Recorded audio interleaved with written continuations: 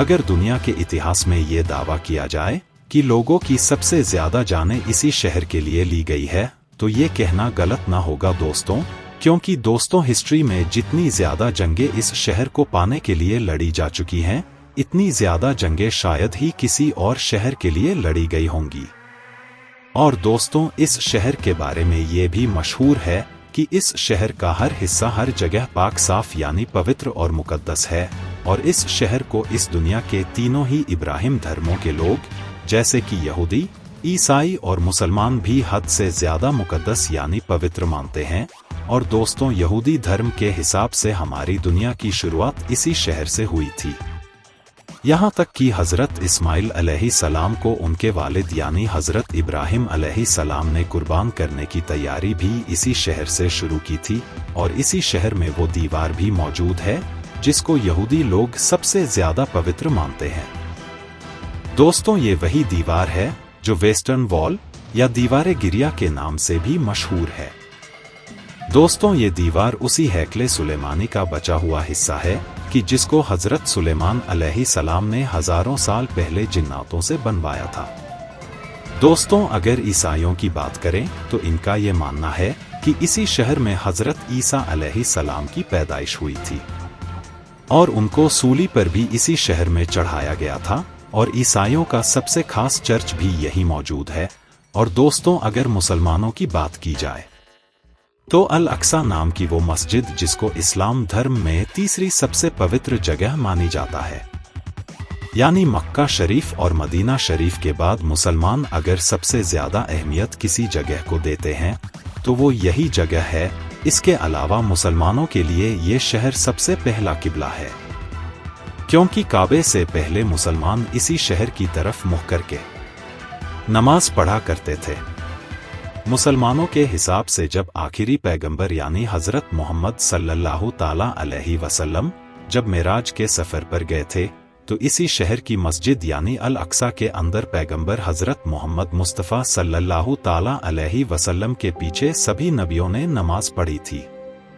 और हजरत सुलेमान, हजरत दाऊद अलैहिस्सलाम के साथ साथ बहुत सारे नबियों और बुजुर्गों की कब्र भी यहाँ पर मौजूद है, जिससे शहर का मर्तबा, शहर की वैल्यू और भी ज्यादा बढ़ जाती है।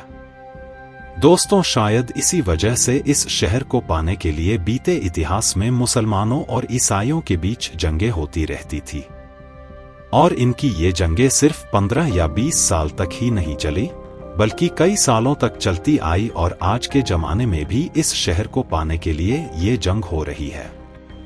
लेकिन दोस्तों फर्क सिर्फ इतना है कि अभी के इस जमाने में इस शहर के लिए मुसलमानों से जंग करने वाले ईसाई नहीं बल्कि यहूदी लोग हैं। खैर दोस्तों अब जानते हैं इस शहर के इतिहास के बारे में कि आखिर इस शहर की शुरुआत कैसे हुई, और आज के जमाने में ये शहर जिस हालत में है, इस हालत में इसको किसने पहुंचाया। दरअसल दोस्तों जानकारों की माने तो ये बात पूरी तरह से क्लियर हो चुकी है कि आज से लगभग 7000 साल पहले भी इस शहर में इंसान आबाद थे, जिसकी वजह से शहर को अब दुनिया के सबसे पुराने शहरों में से एक शहर माना जाता है। दोस्तों दर्ज की गई हिस्ट्री के हिसाब से देखा जाए तो इस शहर को सबसे पहले हजरत दाऊद अलैहिस्सलाम ने हासिल किया था। दोस्तों ये वही दाऊद अलैहिस्सलाम हैं जिनको यहूदी और ईसाई धर्म के लोग डेविड के नाम से जानते हैं। दोस्तों दाऊद अलैहिस्सलाम ने इस शहर को हासिल करने के बाद इसको अपनी सल्तनत की राजधानी बनाया था। दोस्तों हजरत दाऊद अलैहिस्सलाम ने इस इलाके पर लगभग 33 साल तक राज किया था। उनके बाद उनकी ये हुकूमत उनके बेटे यानी हजरत सुलेमान अलैहिस्सलाम के पास चली गई थी। दोस्तों ये वही सुलेमान अलैहिस्सलाम हैं जिनको यूरोप में सोलोमन के नाम से भी जाना जाता है। दोस्तों सुलेमान अलैहिस्सलाम ने ही उस हैकले सुलेमानी नाम की मशहूर बिल्डिंग को भी जिन्नातों से बनवाया था, जिसके अंदर ताबूते सकीना को रखा गया था। दोस्तों हम आपको बता दें कि ताबूते सकीना एक ऐसा संदूक यानी एक ऐसा बक्सा हुआ करता था जो हद से ज्यादा खास हुआ करता था। इस संदूक के अंदर पुराने गुजरे हुए बहुत सारे मशहूर नबियों के तबरुकात मौजूद हुआ करते थे, जैसे कि हजरत सुलेमान अलैहिस्सलाम की लाठी, हजरत हारून अलैहिस्सलाम का अमामा, हजरत सुलेमान अलैहिस्सलाम की अंगूठी और हजरत मूसा अलैहिस्सलाम की भी लाठी हुआ करती थी। इसके अलावा भी दोस्तों बहुत सारी चीजें हैं इस ताबूत में। खैर, हजरत सुलेमान अलैहिस्सलाम के इंतकाल फरमाने के कई साल बाद यहूदियों की सबसे बड़ी बर्बादी उस वक्त शुरू हुई जब हजरत ईसा अलैहिस्सलाम से लगभग 600 साल पहले बाबुल के रहने वाले एक जालिम बादशाह, जिसका नाम बख्ते नसर था, उसकी यहूदियों से बहुत ही सख्त दुश्मनी थी। बस इसी दुश्मनी के चलते उसने इन लोगों पर यरूशलेम शहर में ऐसा हमला किया कि इस शहर को पूरी तरह से तबाह और बर्बाद कर दिया और मशहूर हैकले सुलेमानी, जिसको हजरत सुलेमान अलैहिस्सलाम ने जिन्नातों से बनवाया था, उसको भी पूरी तरह से गिरा दिया गया। जिसके अंदर मौजूद ताबूते सकीना कहाँ गायब हो गई, इसका पता किसी को भी आज तक नहीं चला।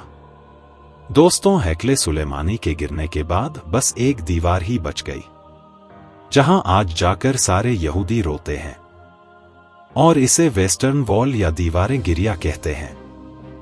दोस्तों, इस हमले के बाद जब हजारों यहूदी मारे गए तो इससे कहीं ज्यादा यहूदियों को उस बादशाह ने गुलाम भी बनाया और गुलाम बनाकर अपने साथ अपने इलाके यानी बाबुल लेकर चला गया। और उसके कुछ सालों के बाद ही यानी 539 ईस्वी में ही सरस द ग्रेट नाम के एक और रेहम दिल बादशाह ने उस शहर बाबुल पर ही हमला कर दिया, जिस बाबुल शहर के बादशाह ने यहूदियों को तबाह और बर्बाद किया था और गुलाम भी बनाया था। दोस्तों, सरस द ग्रेट ने बाबुल शहर को हासिल भी किया और उन यहूदियों को जिनको जालिम बादशाह बख्त नसर ने गुलाम बनाया था, उन सभी गुलाम यहूदियों को भी आजाद कराया और उनको अपने वतन जाने की भी इजाजत दे दी। दोस्तों, ये लोग ना सिर्फ अपने वतन वापस आए बल्कि इन्होंने सरस दी द ग्रेट की मदद से उस मशहूर इमारत यानी हैकले सुलेमानी को फिर से बनवा लिया। मगर दोस्तों, वक्त बीतता गया और फिर सन 70 ईस्वी के जमाने में दुनिया की सबसे ताकतवर सल्तनत यानी रोमन सल्तनत ने यरूशलेम शहर पर हमला कर दिया।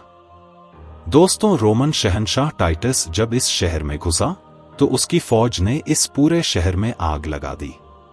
साथ ही उन लोगों ने हैकले सुलेमानी नाम की उस इमारत को भी पूरी तरह से बर्बाद कर दिया। और जैसे जैसे वक्त बीतता गया वैसे वैसे यहूदियों का रोमन सल्तनत के अंडर में रहना और भी ज्यादा मुश्किल होने लगा। दोस्तों, फिर जब 135 ईस्वी में यहूदियों ने रोमी सल्तनत के खिलाफ बगावत करने की कोशिश की तो रोमी फौज ने बगावत के जुर्म में इस पूरे शहर को चालाकी से इसको पूरी तरह से वीरान कर दिया। दोस्तों, शहर में रहने वाले एक एक यहूदी को बाजार में ले जाकर गुलाम बनाकर बेच दिया गया। दोस्तों, इतना ही नहीं बल्कि रोमी लोगों को यहूदियों से इतनी ज्यादा नफरत थी कि जिसकी वजह से रोमी लोगों ने यहूदियों की उस खास जगह जहां हैकले सुलेमानी हुआ करती थी वहां कूड़ा और गंदगी डालना शुरू कर दिए और ये मशहूर शहर सिर्फ 100 या 200 सालों तक ही नहीं बल्कि कई सदियों तक वीरान रहा। और फिर आखिरकार 628 ईस्वी में मुसलमानों के दूसरे खलीफा यानी हजरत उमर बिन खत्ताब ने इस शहर को रोमन सल्तनत से जीत लिया था।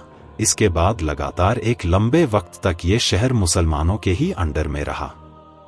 मगर शुरू से ही ईसाई फौज भी इस शहर को पाने की कोशिशें करती थी। दोस्तों, लाख कोशिशों के बावजूद भी ईसाई फौज मुसलमानों से इसको दोबारा हासिल नहीं कर पाई थी। मगर फिर बाद में जब मुसलमानों की अंदरूनी लड़ाइयों की वजह से ही मुसलमानों की खिलाफत यानी खिलाफते अब्बासिया कमजोर पड़ गई तो 1099 ईस्वी में ही ईसाई फौज यरूशलेम शहर को एक बार फिर से हासिल करने में कामयाब हो गई थी। मगर इस शहर को अब ईसाइयों के हाथ लगे हुए कुछ ही साल गुजर पाए थे कि मुस्लिम दुनिया में एक नया नाम उभर कर आया। दोस्तों, वही सलाहुद्दीन अयूबी जिसने बचपन से ही इस बात की कसम खा रखी थी कि वो हर हाल में ईसाइयों से इस शहर को दोबारा हासिल करके ही दम लेंगे। दोस्तों, यही वजह है कि सलाहुद्दीन अयूबी ने शुरू से ही इस शहर को हासिल करने की कोशिश शुरू कर दी थी। और आखिरकार दोस्तों 1187 ईस्वी में यानी 100 साल पहले ही एक बार फिर से यह शहर मुसलमानों के अंडर में आ गया था। दोस्तों, सलाहुद्दीन अयूबी ने इस शहर को फतह कर लिया था।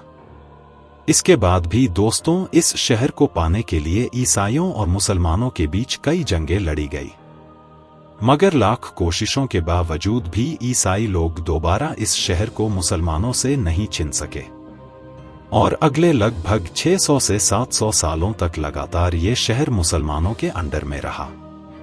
दोस्तों, हम आपको बता दें कि फिर 1517 ईस्वी में इस शहर को सल्तनते उस्मानिया के ताकतवर सुल्तानों में से एक सुल्तान यानी सलीम अव्वल ने फतह करके अपनी सल्तनत में ले लिया था और फिर 1517 से लेकर 1917 तक ये शहर सल्तनते उस्मानिया का हिस्सा रहा था। इस पूरे दौर में सल्तनते उस्मानिया ने इस शहर को बड़ी तेजी के साथ डेवलप किया। इस शहर के अगल बगल दीवारें बनवाई, रोड डलवाए, डाक का सिस्टम बनवाया। इसके अलावा उस्मानिया सल्तनत के आखिरी सुल्तान, जिनको अब्दुल हमीद सानी के नाम से जाना जाता है, वो इस चीज को बड़ी अच्छी तरह से समझ गए थे। इसलिए उनके दौर में यहूदी लाख कोशिशों के बावजूद भी अपने मकसद में कामयाब ना हो पाए थे और उन्होंने इन सभी साजिशों का बड़ी होशियारी से मुकाबला किया था।